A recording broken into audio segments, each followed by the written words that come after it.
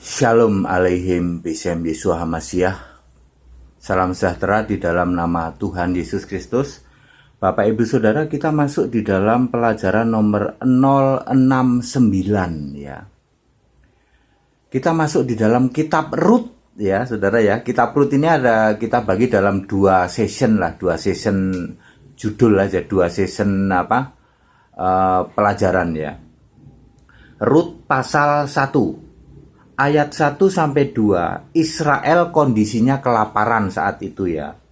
Terus ada sepasangan suami istri, Elimelek ya.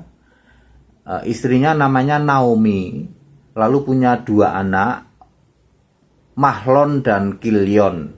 Semuanya ini berasal dari Efrata, Bethlehem, Yehuda. Karena sedang kelaparan, mereka mengungsi ke Moab dan tinggal sebagai orang asing di sana. Nah, ini kita sudah mulai bicara tentang Bethlehem, Efrata, Yehuda. Udah deket-deket ini dengan Yesus ini, ya. Oke. Lalu di ayat 3, Elimelek di negeri asing di Moab mati. Elimelek itu suaminya mati. Nah, kan Naomi tinggal sama kedua anaknya anaknya yang laki-laki itu. Terus nggak lama kemudian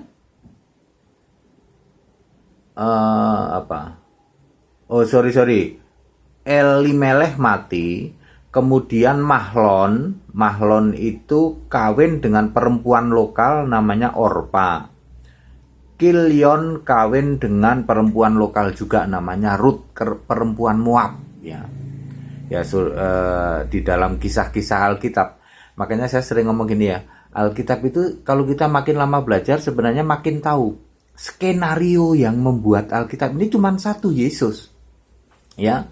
Kalau ketemu sama perempuan Moab kawin sama orang Israel, udah pasti perempuannya cantik ya. Udah pasti ya. Nanti di akhir cerita juga gitu ya. Oke. Akhirnya Kilion dan Mahlon dan Kilion ini mati juga. Jadi Naomi tinggal bertiga dengan dua mantunya ya. Selama di negeri asing ini Naomi kehilangan suaminya, kehilangan anak laki-laki nomor 1, kehilangan anak laki-laki nomor 2. Jadi sekarang mereka tinggal bertiga, cewek semua ya. Ibu mertua namanya Naomi, anak mantu namanya Oprah, satu lagi namanya Rut.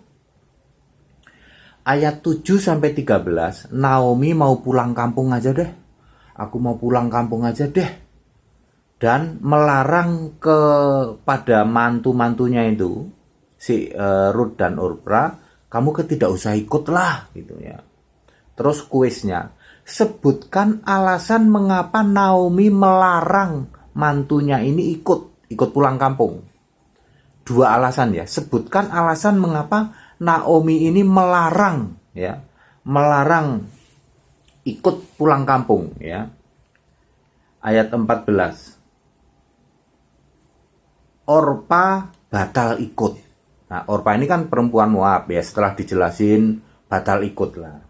Terus tetapi Rut ngotot tetap mau ikut pulang kampung bersama Naomi. Ya dari dua mantu, yang Oprah gagal lah, udah aku nggak mau ikut.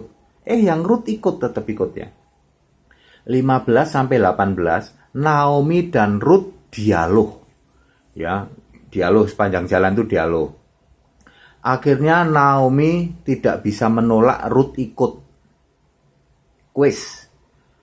Apa alasan yang membuat Naomi tidak bisa menolak Rut ikut ke kampung, pulang kampung?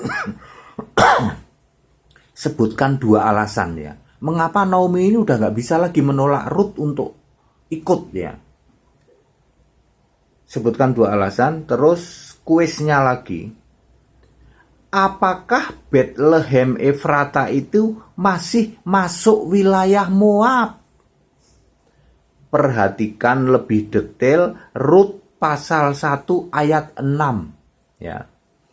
Ini saya pernah ditanya saudara-saudara ya oleh yang di luar sana. Pak Pendeta, Anda baca Rut pasal 1 ayat 6 itu salah terjemahan atau enggak? Kenapa? Nah, ini kuisnya. Apakah Bethlehem Efrata itu masih masuk wilayah Moab? Kalau masih, berarti Alkitab tidak salah. Kalau bukan, berarti itu salah cetak Alkitabmu, Pak Pendeta. Perhatikan ya, mahasiswa-mahasiswaku, Bapak Ibu Saudara yang di sekolah tinggal kitab ini, kita tidak boleh gagal memahami ini. Di luar sana, dia memakai Rut pasal 1 ayat 6 untuk memojokkan bahwa Alkitabmu itu salah tulis.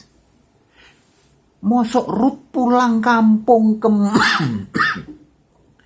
Moab, dari Rut pulang kampung dari Moab, alasannya di Moab Tuhan sudah memberi berkat panen di sana. Apakah Bethlehem itu masuk Moab? Ini dia ya, perhatikan ya, Rut pasal 1 ayat 6 untuk menjawab kuis yang saya tanyakan. Apakah Bethlehem Efrata itu masuk Moab? Ayat 19 sampai 20, Naomi dan Rut akhirnya ikut pulang sampai ke Bethlehem. Terus kuisnya, mengapa Naomi tidak mau dipanggil Naomi lagi, tapi minta dipanggil Mara? Sebutkan 4 alasan utama. Mengapa Naomi setelah sampai pulang kampung, Naomi pulang, jangan panggil aku Naomi, panggil aku Mara. Sebutkan 4 alasan mengapa Naomi pengennya dipanggil Mara. Ya, oke ya. Aku mau ngomong tapi nggak jadilah. Jangan panggil aku itu, panggil aku BTP. Ada saudara ya. Ada. Nggak tahu kenapa alasannya itu. Ya, ini iseng aja ya. Ini joke aja. Di luar sana juga ada itu. Jangan panggil aku itu lagi ya. Panggil aku BTP. Nggak tahu BTP maksudnya apa. Ini sama. Jangan panggil aku Naomi. Panggil aku Mara. Rut pasal 2. Boas ayat 1. Boas adalah saudara dari suaminya Naomi yang sudah meninggal itu, seorang yang kaya raya. Nah, ini kuisnya. Lah, kalau suaminya dulu namanya Elimelek punya saudara kaya raya, mengapa waktu paceklik, waktu kelaparan kok ngungsi ke Moab?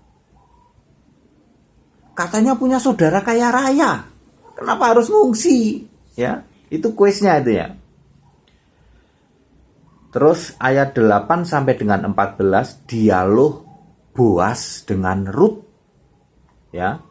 Bahkan Rut ini diajak makan ya saat panen jelai. Jadi kurang lebih Boas ini punya ladang banyak, terus banyak pekerja sedang panen jelai. Rut ini cari sisa-sisa panen. Mereka pada nyabit terus ada sisa-sisanya itu. Nah, yang sisa-sisanya itu diambilin sama Rut. Terus Boas ini ya kan ngawasin dong. Itu siapa itu ya? Ada cewek ya. Kan saya bilang penulis Alkitab itu satu tokoh yaitu Yesus. Udah pasti Rut ini cantik saudara.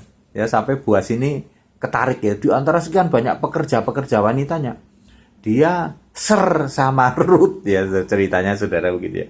Itu siapa dia? Ada cewek ya gitu. Ya. Kuisnya adalah apa sih panen jelai itu? Apa sih panen jelai ini? Ya. Ya saudara harus paham dulu loh, jelai itu apa sih? Karena di Alkitab nanti akan banyak soal kata-kata jelai dan wujudnya apa sih jelai itu?